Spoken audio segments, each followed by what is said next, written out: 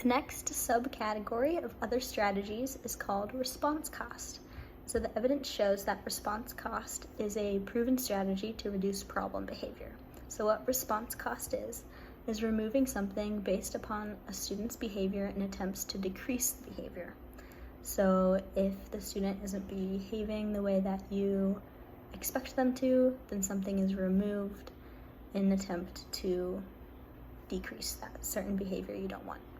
So an example of this in the elementary classroom could be if a student talks out, then the teacher can pull that student aside and provides quiet, specific error correction and removes a marble from her jar. Then the student is reminded how to resume earning those marbles. So some important aspects of that example are that the student was pulled aside, it was quiet and specific error correction, and then once the marble was removed, the student was reminded how they can keep earning marbles as well. And so another important strategy to keep in mind is that there needs to be 5 marbles earned for every 1 taken away.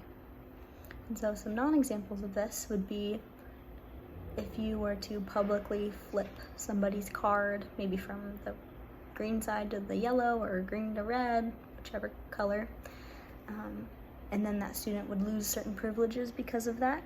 That's definitely something you want to avoid. That could really hurt a student's self-esteem, and it could make them even more willing to misbehave because you hurt them.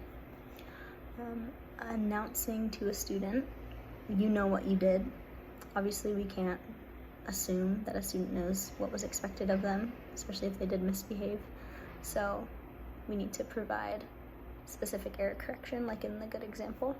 And then even further than that, not providing any feedback about what the student did wrong or how they could fix it, because then we can't expect any behavior to get better if we don't do that.